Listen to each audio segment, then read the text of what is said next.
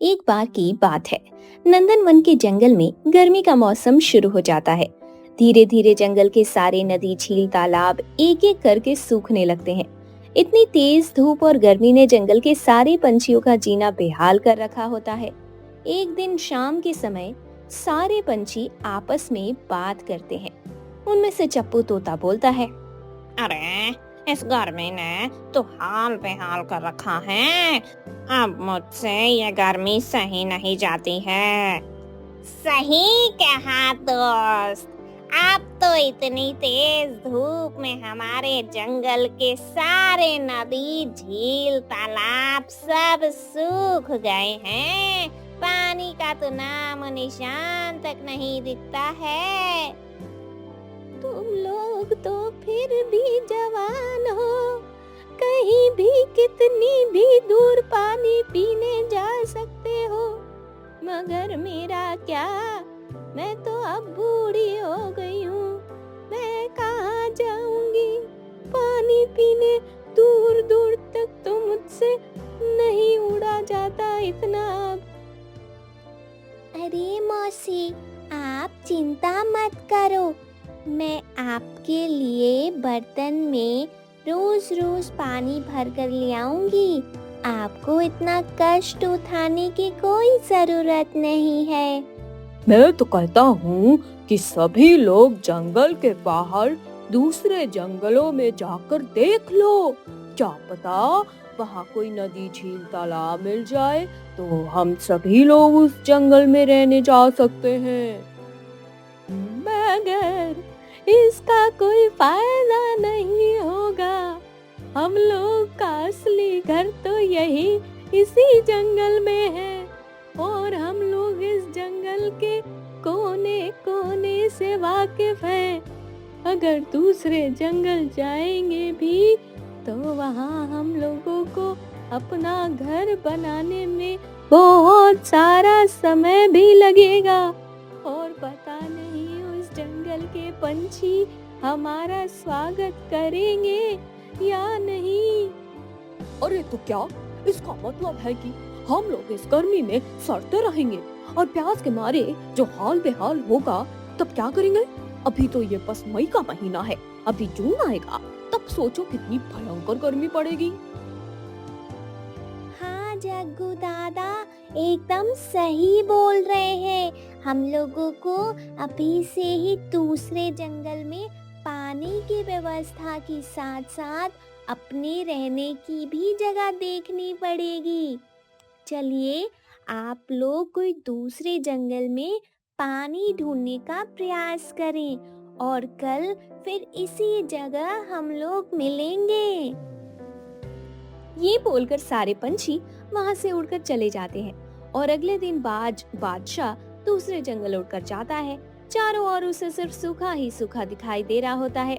तभी वो दूसरे जंगल में एक जगह कुआं देखता है, मगर उसके सामने इतनी लंबी लाइन देखकर हैरानी से बोलता है,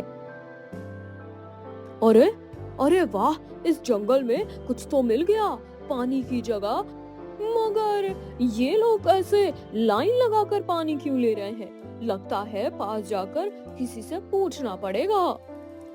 ये बोलकर बादशाह उड़कर लाइन के आखिर में खड़े कौवे से पूछता है, अरे भाई, ये तो बताओ यहाँ पर इतनी लाइन क्यों लगी है जबकि सब लोग खुद से ही खूब सारा पानी ले सकते हैं? लगता है तुम दूसरे जंगल के हो, तभी तुम्हें कुछ पता नहीं है। इस जंगल में सारे नदी, झील, तालाब सब सूख गए हैं, मगर बस इस जंगल का ये कुआं ही आखिर पानी का स्रोत बचा है, जो जंगल के कंजूस सेठ तोता का है। वो सभी की इस मजबूरी का फायदा उठाकर सबसे पैसे लेकर ही उन्हें पानी बेच रहा है। बिना पैसे के भाई वो पानी की एक बूंद तक नहीं देगा। कौवे की बात सुनकर बादशाह सोच में पड़ जाता है और फिर वहाँ से चला जाता है। और शाम को जब सभी पंछी आपस में मिलते हैं तो बादशाह उन्हें ये सारी बातें बताता है, जिसे सुनकर रीना मौसी बोलती है, अरे ये क्या, पानी मिला तो मिला, उस जंगल में, मगर पैसे देने पड़ेंगे, ये तो हमसे नहीं हो पाएगा। मगर अब हमारे पास कोई और रास्ता भी तो नहीं है।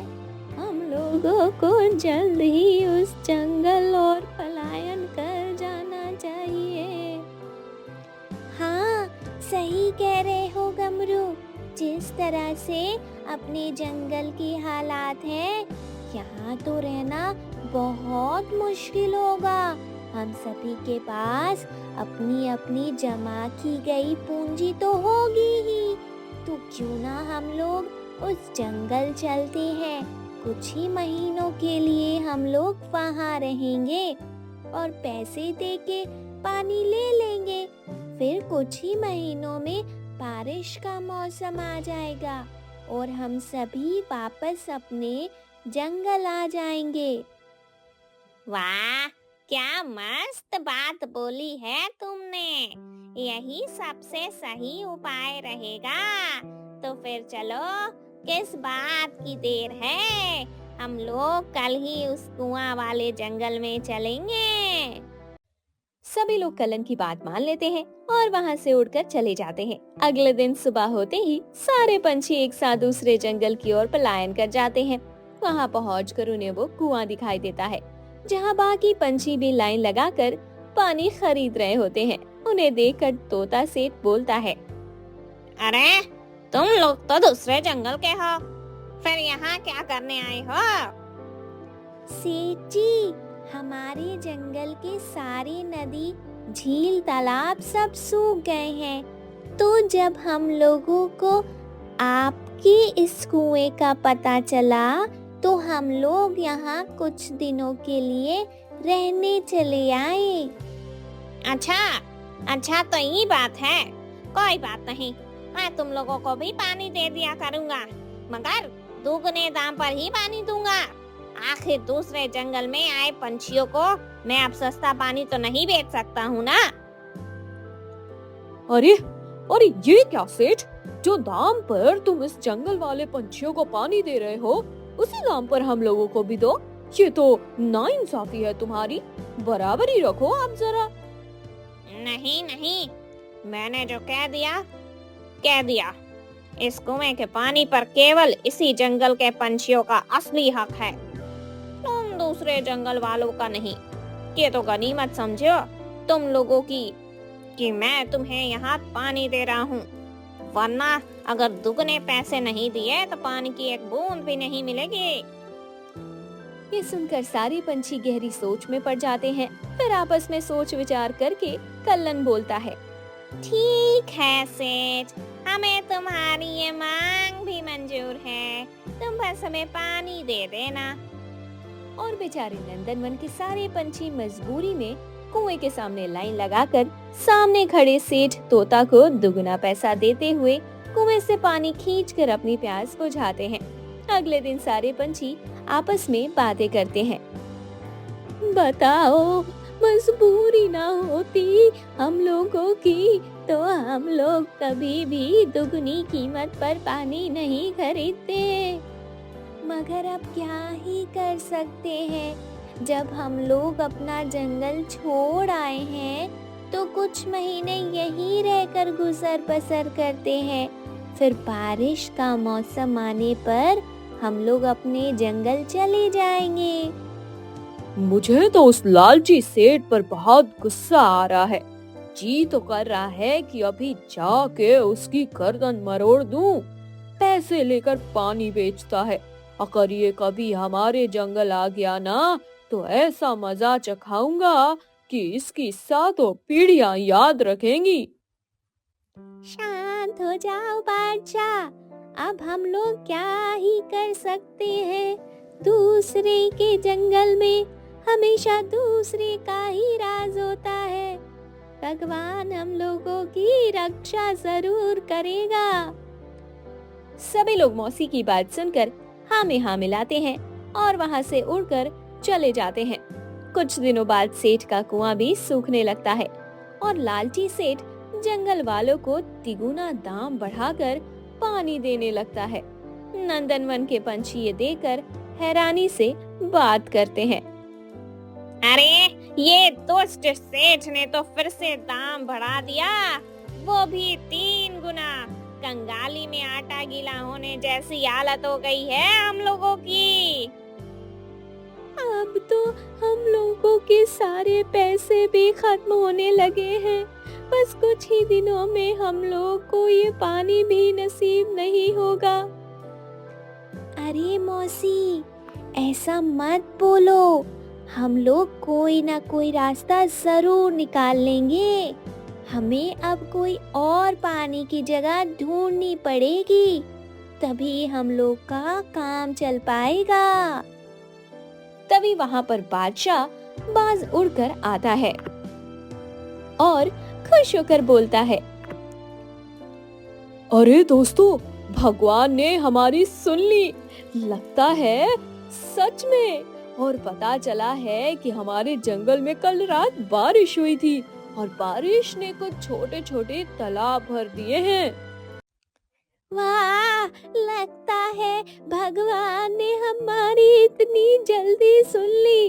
अब हम लोग इस लालची सेठ के पास पानी लेने कभी नहीं जाएंगे।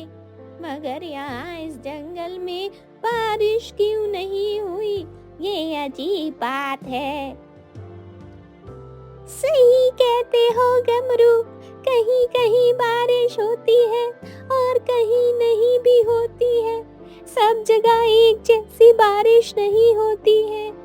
बच्चे, भगवान के घर देर है मगर अंधेर नहीं। चलो फिर देर किस बात की, हम लोग अपने नंदनवन जंगल वापस चलते हैं।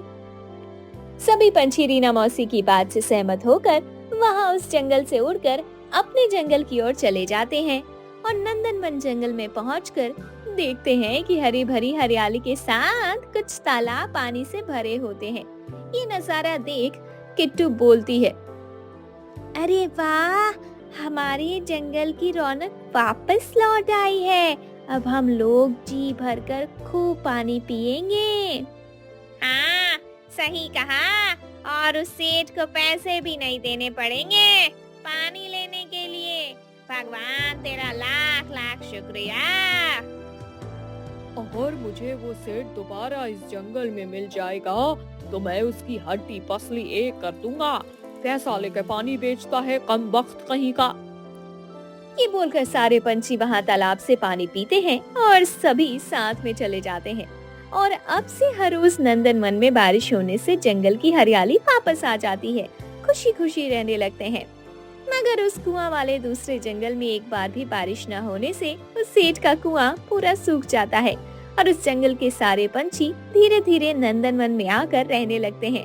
उनके साथ वो सेठ तोता भी आ जाता है और नंदनवन की पानी से भरी नदी देखकर प्यास बुझाने के लिए पानी पीने लगता है। तभी वहाँ पर बादशाह बाज और उसके साथ सभी पंछी उड़कर आते हैं और फिर बोलते हैं, बादशाह बाज, क्यों सेठ, पानी पीने के पैसे नहीं दोगे क्या? अब ये जंगल हमारा है तो यहाँ पर हम लोगों का राज चलेगा। जितने पैसे तुमने हम लोगों से लूटे हैं उसका 10 गुना दाम हम लेंगे। तो चलो निकालो पैसे।